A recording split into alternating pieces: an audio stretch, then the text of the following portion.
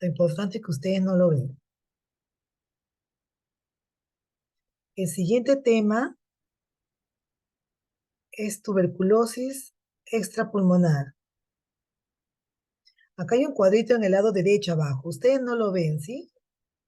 No, doctora, no lo vemos. Yo lo veo y me molesta. Ya, ya. El siguiente tema es tuberculosis extrapulmonar en pediatría. Bueno, ya todos creo que conocemos eh, la tuberculosis, ¿no? Una enfermedad endémica en nuestro medio, ¿no? Bastante eh, ocasiona compromiso, pues, ¿no? Sistémico, ¿no? Afecta a los pulmones, tiene gran predilección por los pulmones, ¿no? Pero hay un porcentaje, ¿no? Acá en nuestro medio, que más o menos es hasta el 20%, perdón, es un 10%, ¿no? Que va a comprometer a otros órganos que no sean el pulmón, ¿no? Otros órganos extra. Chicos, ¿pueden ver mis diapositivas, perdón? No, doctora, todavía. ¿No ven? Ay, Dios mío. Yo estoy pasando, a ver, un ratito.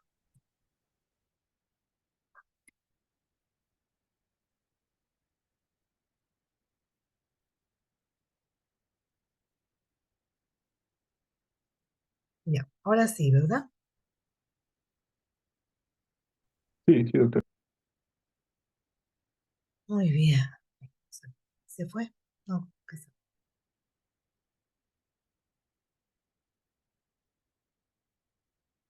ya. ¿No? La tuberculosis es una enfermedad, ¿no? Endémica, infecciosa, terrible, que tiene gran predilección por los pulmones, ¿no? Pero hay un porcentaje, aproximadamente un 20%, que también va a comprometer otros órganos, va a comprometer varios órganos, ¿no? Eh, la TB extrapulmonar representa el 20% de los casos de enfermedad en el paciente inmunocompetente y hasta el 60% de los casos en pacientes que tienen VIH y SIDA, ¿no? Y que están severamente comprometidos.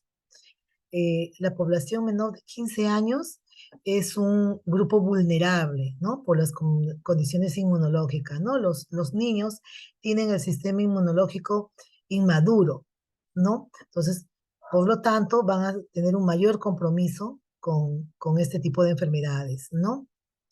En menores de 5 años, el riesgo es mayor de las formas extrapulmonares y que éstas estén relacionadas a grados severos, ¿ya?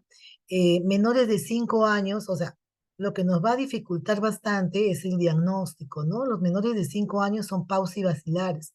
¿Qué quiere decir, no? Que ellos no expectoran, ¿no? Y al no expectorar, pues no vamos a tener una muestra, por así decirlo, ¿no? Son o expectoran un poco o tienen poca carga vacilar, ¿no? Entonces, las muestras van a ser difíciles de obtener y poco eficientes, ¿no? El no tener la vacuna, ¿no? El BCG, que es el que se aplica a los recién nacidos, va a hacer que se presenten formas graves de tuberculosis, ¿no? Entre ellas, la TB meningia, ¿no? Que es una TB extrapulmonar de gravedad mayor, ¿no? Otro factor de riesgo es convivir con un enfermo bacilífero, ¿no? Puede afectar a varios sistemas, ¿no? A varios órganos, ¿no? Eh, por ejemplo, a las meninges, a la pleura, que es el más frecuente, a los ganglios linfáticos, al corazón y al pericardio, a los huesos y articulaciones, al sistema urinario, al aparato intestinal, a la piel, al ojo, ¿no? Al oído, ¿no? A distintas partes del cuerpo, pero estas son las más frecuentes. Hay una infección aguda, tenemos una inmunidad pues inmadura, va a haber formación de antifactor de necrosis tumoral, interleuquina 2, se van a formar granulomas. Estos granulomas van a encapsular al microbio, ¿no? El macrófago lo fagocita y estos van a permanecer dentro de los granulomas y pueden permanecer por muchos tiempos en los granulomas.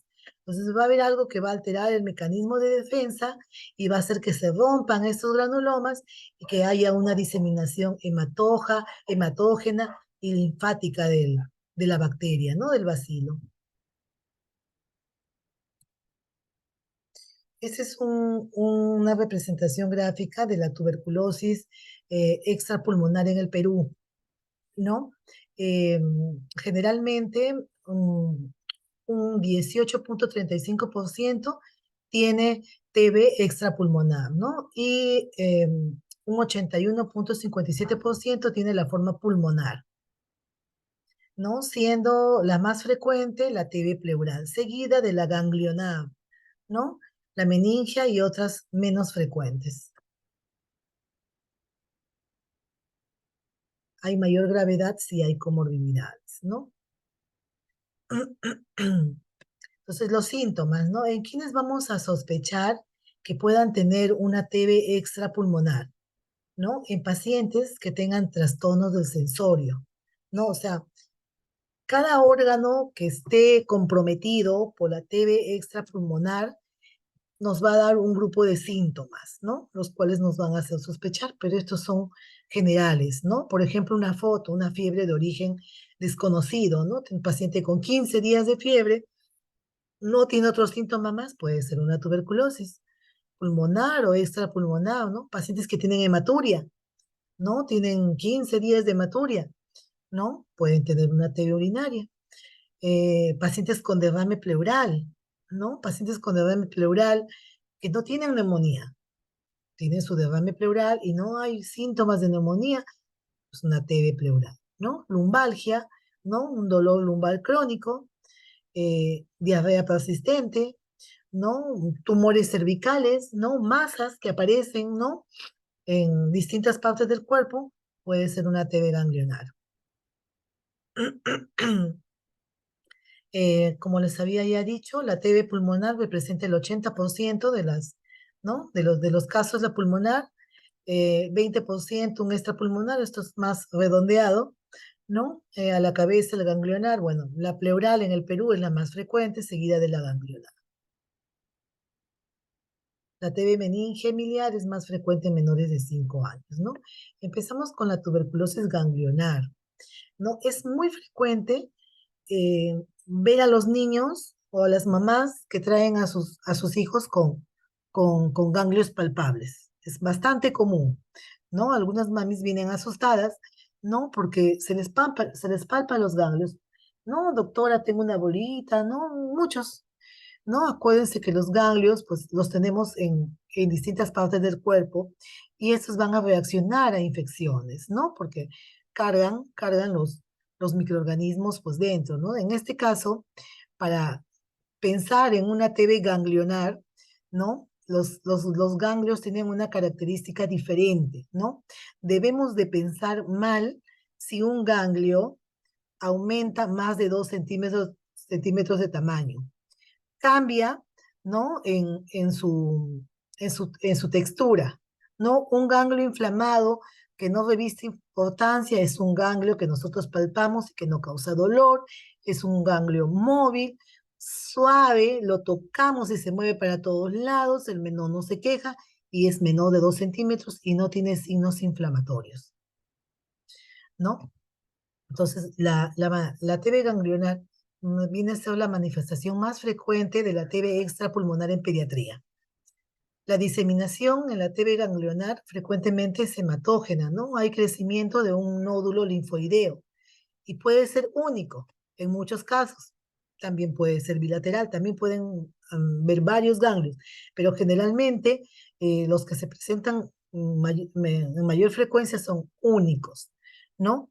Generalmente son los ganglios cervicales, ¿no?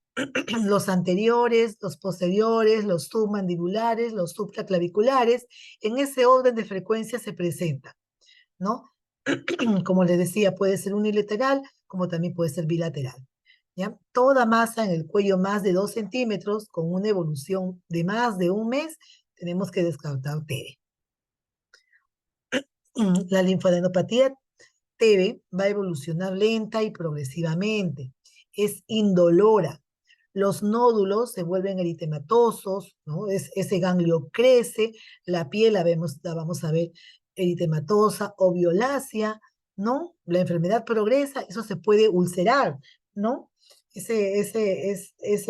El microorganismo que está encapsulado se rompe, ¿no? Y puede proyectarse a la piel y abrir una fístula, ¿no? Entre el ganglio y el tejido celular subcutáneo y la piel, ¿no? Lo que se llama escrófula.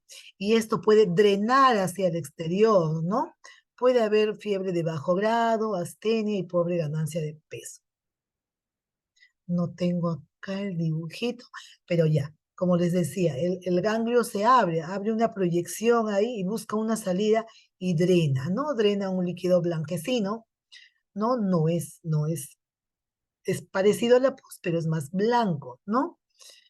El diagnóstico, pues, el diagnóstico preciso es haciendo una biopsia, ¿no? Con una aguja fina, ¿no? Del ganglio linfático y se extrae una muestra para hacer varios exámenes, ¿no? Uno de ellos es cultivo de tejido, se va a hacer una tinción, se va a hacer el estudio histopatológico, aparte también se va a hacer un PCR, ¿no? Todo paciente con sospecha de ganglio, de TB ganglionar, se tiene que pedir una radiografía de tórax para ver si está haciendo o hay asociaciones o imágenes que me puedan sugerir que también ahí hay un foco, ¿no? Acá no se ve muy claro, hay un foco en el pulmón. Beca de esputo, igual, averiguar si tiene contactos y tomar la prueba de tuberculina, ¿no? Que es el PPD. En las imágenes, como les decía, todo paciente con TB ganglionar, sospecha de TB ganglionar, tenemos que pedir una radiografía de tórax, en el cual podríamos ver, ¿no? Podríamos ver imágenes o patrones que nos puedan relacionar con una TBC pulmonar, ¿no? Podemos ver acá, por ejemplo, imágenes pariliares, ¿no? Izquierdas, acá hay un abultamiento, el timo, dicen que está aumentado de tamaño, acá eso no se ve, ¿no? Y aquí vemos una imagen de un granuloma, ¿no? En esta parte de acá. El PPD está positivo, tiene una sensibilidad de 74 a 100%, ¿no? Significa que ha habido un contacto con un paciente con TB. Igual se pide un beca de esputo. Acuérdense que los niños menores de 5 años no tosen mucho, no expectora. Ya, siguiendo. TB del sistema nervioso central. Continuamos, ¿no? Tuberculosis del sistema nervioso central.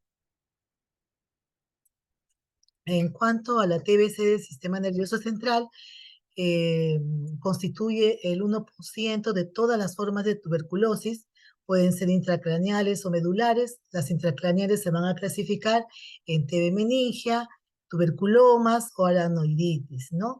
De ellas, la que más se presenta es la TB meningia, en el 95% de los casos. Constituye enfermedad grave, ¿no? Toda TB meningia es grave, causa alta morbilidad y mortalidad, ¿no? TB meningia y inflamación de las meninges. La manifestación más común es la meningitis, como ya les había dicho, en el 95% de los casos. El diagnóstico precoz es de vital importancia, ¿no? Porque eso nos va a ayudar a tener un mal pronóstico, ¿no? Un tratamiento tardío puede producir secuelas de por vida, ¿no? En nuestros pacientes, ¿no? Entonces, la forma más severa de la TB extrapulmonar es la meningitis tuberculosa, ¿no? Que deja secuelas neurológicas como sordera, ceguera, déficit cognitivo, retardo mental en el 50% de los casos. Y estas TB meningitis tuberculosas pueden estar relacionadas, están muy relacionadas a TB miliar. Si tenemos un paciente con TB miliar, tenemos que, de hecho, o de cajón, hacerle la prueba para descartar una TB meningia. ¿Qué sucede, no? ¿Cómo es la patogenia, no? Hay una diseminación hematógena, ¿no? Los bacilos van a estar encapsulados en los plexos coroideos, ¿no? Formando los focos de Rich. Estos, estos tubérculos se van a romper, ¿no? Se van a fragmentar, ¿no? Y el contenido va a escapar al espacio subaranoideo, ¿no? Entonces se va a hacer una siembra de bacilos en las meninges, en el encéfalo, ¿no? Y esto va a producir la diseminación por las meninges, ¿no? Va a producirse vasculitis, aracnoiditis y edema cerebral, ¿no? Va a haber microinfartos, hidrocefalias, ¿no? Se puede producir un edema cerebral manifestado por una hipertensión endocraniana, convulsiones, trastornos del sensorio. El diagnóstico, bueno, primeramente es clínico, ¿no? Vemos la infección primaria, ¿no? Porque son tres estadios, ¿no? La infección primaria se produce en las primeras semanas, ¿no? Donde hay aparición de síntomas como, por ejemplo, hay desgano, hay hiporexia, hay cansancio, el niño no quiere hacer nada, ¿no? Entonces, entre el contagio y los síntomas pueden aparecer hasta, o sea, entre las tres fases puede suceder hasta de 2 a 6 meses después de la prima infección, ¿no? Es muy importante identificar el antecedente epidemiológico, ¿no? Establecer, si vemos un niño con alteraciones de la conciencia, ¿no? O alteración neurológica, preguntar si hay familiares, ¿no? Con tuberculosis, ¿no? A preguntar por el abuelito, por el hermano mayor, ¿no? Si hay algún antecedente que nos pueda relacionar, ¿no? Ante la sospecha, pedir un PPD, aunque solamente es positivo en el 30-50%, pero un PP negativo no me descarta la enfermedad, ¿no? Tenemos que también pedir una radiografía de tórax para ver si hay foco pulmonar, de ser necesaria una tomografía, ¿no? El diagnóstico definitivo se va a hacer detectando los bacilos en líquido cefalorraquídeo, es decir, se va a tener que hacer una punción lumbar, ¿no? Una punción lumbar donde podemos identificar leucocitosis, ¿no? Podemos encontrar leucocitos en líquido cefalorraquídeo de 50.000 unidades formadoras de colonia, y estos pueden ser a predominio de neutrófilos o linfocitos, ¿no? La glucosa va a estar disminuida, las proteínas van a estar aumentadas, el ADA, que tiene una sensibilidad alta, va a estar encima de 9, ¿no? La tuberculosa también tiene un inicio subagudo, hay fiebre, hay vómitos, cefalea, irritabilidad, hay cambios en el comportamiento, trastorno del sensorio, puede haber convulsiones, compromiso de pares craneanos, el paciente se deteriora poco a poco, ¿no? Es progresivo, ¿no? La mayoría de síntomas son específicos, pero mucho nos tiene que hacer sospechar el compromiso neurológico, ¿no? Deja de comer, está distraído en el colegio, se duerme en clase, está desganado, ¿no? Entonces hay febrículas, el niño deja de ganar peso, ¿no? Y puede haber signos también de hipertensión endocraniana, ¿no? En caso de sospecha de una MEC tuberculosa, ¿no? Tenemos que hacer exámenes de imágenes, ¿no? Como tomografía o resonancia, ¿no? Donde vamos a ver inflamación de zonas meningias, zonas con hiperdensidad, y siempre, como les decía, pedir también una radiografía de tórax, ¿no? Para ver si hay adenopatías o infiltrados pulmonares, ¿no? Siempre en todo paciente con sospecha de MEC, pedir un ataque cerebral, ¿no? Idealmente, claro, la punción lumbar me va a confirmar el diagnóstico en una MEC cerebral, en una meningitis, ¿no? Ya, las características creo que ya les había dicho: citoquímico en una MEC tuberculosa, los leucocitos pueden estar desde 500 a 1000, puede ser polimorfonucleares, eh, las proteínas están aumentadas, la glucosa está disminuida, está por debajo de 50, no hay consumo, ¿no? Las bacterias consumen glucosa.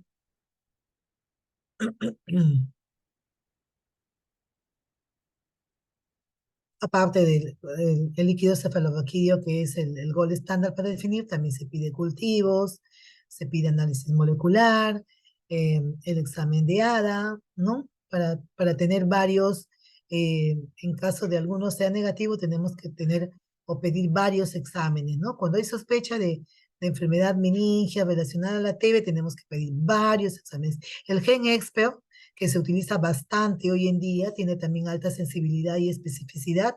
Es un examen de PCR, un examen molecular, ¿no? Que nos ayuda mucho también en nuestro diagnóstico. Acá, ¿no? Hay un edema, ¿no? Hay un edema. Acá también, miren, los tuberculomas. ¿Mm? Hay hiperdensidad en ciertos focos. Visto los plexos coroideos, ¿no? Acá, por ejemplo, hay como de hidrocefalia ya. Hipertensión endocraniana. Y los tuberculomas, ¿no? Podemos identificar ahí los tuberculomas, que son lesiones hiperdensas, infratentoriales, que pueden coexistir los tuberculomas y la meningitis, ¿no? El tratamiento, ¿no? En caso de una MEC-TB, ¿no? Es diferente al tratamiento en cualquier otro tipo de tuberculosis extrapulmonar, ¿no? Por ejemplo, en una miliar, en una osteocular, osteoarticular, ¿no? El tratamiento es 6 meses, ¿no? En cambio, si estamos hablando de sistema nervioso central, estamos hablando de un tratamiento de 12 meses, ¿no? Con mayor cantidad de dosificación, ¿no? De antituberculosos. Bueno, y conocemos los medicamentos antituberculosos, ¿no? La isoniazida, rifampicina, piracinamida y la streptomicina. En caso de tuberculosis pleural. En la tuberculosis pleural, que es la más frecuente, una de las TB extrapulmonares más frecuentes en nuestro medio, ¿no? Puede aparecer aislado, es decir, solo o en conjunto con una TB pulmonar. Nuestro paciente puede tener los dos o puede tener solo uno de ellos, ¿no? En niños pequeños se presenta más como enfermedad primaria por contigüidad, ¿no? Que por diseminación hematógena. Y en adolescentes es por reactivación. Adolescentes, adultos, la TB extrapulmonar es por reactivación de un foco primario, ¿no? Niños pequeños es vía hematógena o contigüidad o ganglionado, ¿no? Hay una infección de la pleura, hay una diseminación hematógena, posinfección primaria, hay por contigüidad, ¿no? De la lesión, se rompe el ganglio, ¿no? Acuérdense que el ganglio es el que contiene, ¿no? Al bacilo, hay una ruptura de ese ganglio y pasan los bacilos al espacio pleural, ¿no? Formando focos, ¿no? Que van a producir dentro del espacio pleural una hiperreacción o una reacción de hipersensibilidad entre antígeno y anticuerpo. Y esto va a producir una efusión pleural. Los signos y síntomas: tos seca, dolor torácico, fiebre, disnea, anorexia. Como hay derrame pleural, hay matidez, las vibraciones vocales están abolidas y a la auscultación también. Pues no, el murmullo vesicular no se escucha. ¿No? El examen que se utiliza para descartar un líquido pleural es la efusión exudativa, ¿no? O sea, hacer una punción y obtener líquido de la pleura, ¿no? Donde vamos a ver las características, ¿no? Donde podemos encontrar células de 1000 hasta 6000, ¿no? Leucocitos por unidades formadoras de colonia. La glucosa está normal, y las proteínas sí están elevadas, ¿no? Mayor de 3 gramos por decilitro. El test de ADA, vamos a encontrar valores mayores de 40. El test de ADA tiene alta sensibilidad para tuberculosis pleural, ¿no? Y el LDH que está aumentado. El diagnóstico, ¿no? Examen de líquido pleural, demostración de los bacilos en muestra de líquido pleural mediante toracocentesis, ¿no? También podemos utilizar aquí el GenSpec. En este caso, el tratamiento también se da en 2 fases, ¿no? De 52 dosis la primera fase, 112 dosis, que más o menos es unos 8 meses de tratamiento. La TB miliar es una forma grave de TB extrapulmonar, constituye el 1 a 2% de los casos, generalmente va a afectar a los desnutridos, a los que tienen coinfección con el VIH, a los niños que tienen enfermedad renal crónica y a los inmunosuprimidos, ¿no? A los que están con tratamiento eh, inmunomodulador, tienen las defensas bajas, ¿no? Afecta a niños generalmente menores de 5 años, ¿no? Eh, la diseminación es linfohematógena, ¿no? Hay una siembra generalizada con pequeñas y numerosas lesiones pulmonares a diferentes órganos, ¿no? Generalmente se produce la sintomatología 2 a 6 meses después de la infección inicial. La MEC-TB, la TB miliar casi siempre es concomitante a una MEC-TB. Repito, ¿no? Todo paciente con TB miliar tenemos que hacer un descarte de MEC-TB, porque en el 20 a 40% hay una coinfección. Hay fiebre, hay tos, hay pérdida de peso, anorexia, hepatoesplenomegalia, linfadenopatías. Generalmente el PPD es negativo en el 50% de los casos. Si se sospecha, se tiene que seguir buscando, ¿no? Y el tratamiento aquí es 12 meses, un año de tratamiento, ¿no? En 2 fases. Realmente, pues estos pacientes, ¿no? Tienen tos, malestar general, baja de peso, eh, observamos en una radiografía la presencia de nódulo. Toda TB miliar, pues, tiene una característica bastante peculiar, ¿no? Que es como si estuviera en lluvia, ¿no? Como si toda la placa hubiera una lluvia de nieves, ¿no? Por eso le dicen milia.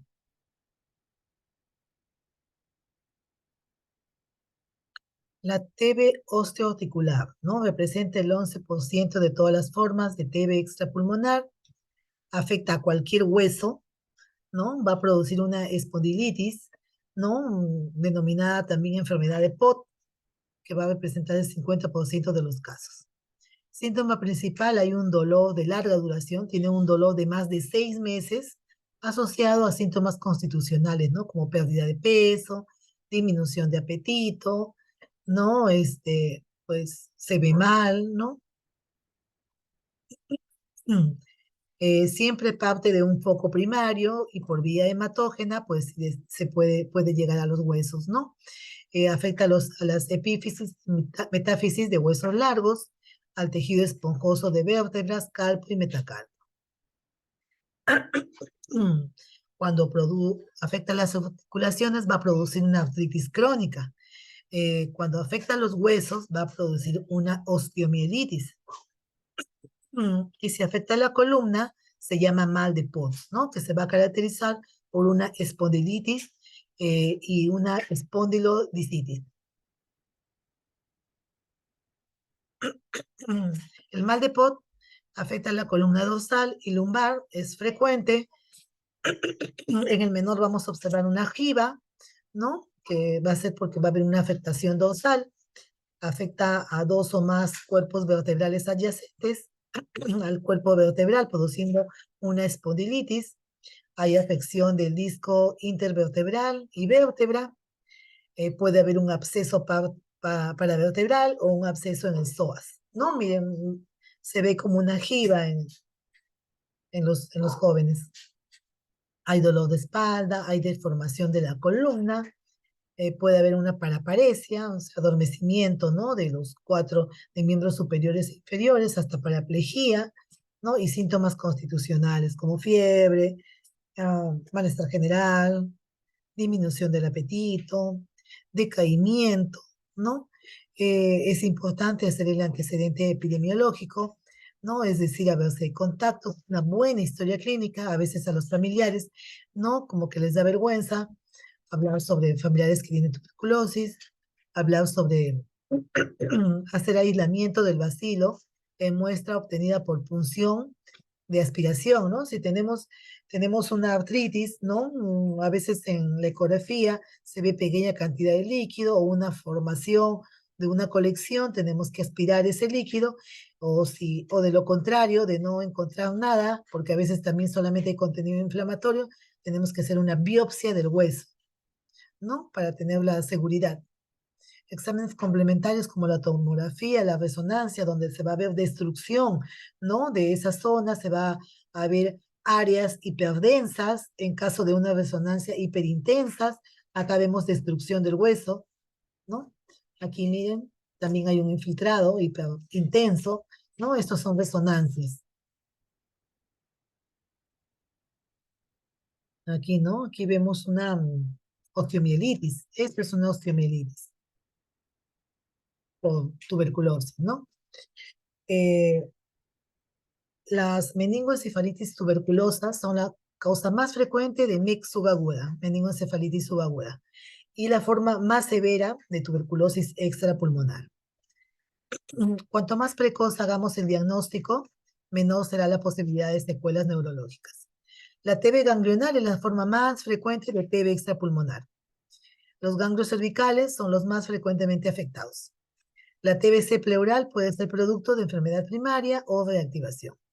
La TB espinal mal de Pot es consecuencia de diseminación hematógena del Mycobacterium tuberculoso a la densa vasculatura de cuerpos vertebrales, produciendo una osteomielitis de la vértebra, ¿no? Una espondilitis y afectación del disco intervertebral o discitis. Yo creo que ahí culminamos.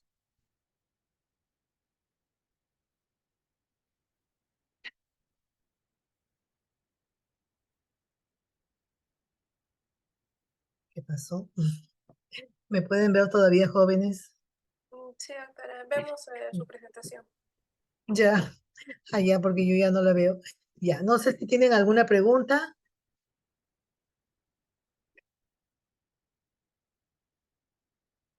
Bueno, la tuberculosis ya hemos hablado. Las formas extrapulmonares tienen una frecuencia más o menos regular. En mi hospital hemos visto TBC de vías urinarias, MECTB, gracias a Dios no, TB intestinal, hemos visto osteoarticular también, hemos visto un mal de Pot, es bastante frecuente, ¿no? Y es bastante difícil el diagnóstico, ¿no? Hay que tener bastante tino, bastante observación, ser bastante meticulosos con la anamnesis, ¿no? Es bastante difícil, pero no imposible. Por eso es que hemos hecho los diagnósticos, ¿no? Bueno, yo creo que por hoy terminamos. Si no tienen más preguntas, me despido, jóvenes. Buenas tardes. Gracias, doctora. Ok. Gracias, doctora, gracias. Dios, no sé qué dice acá. Claro, Ok, buenas tardes.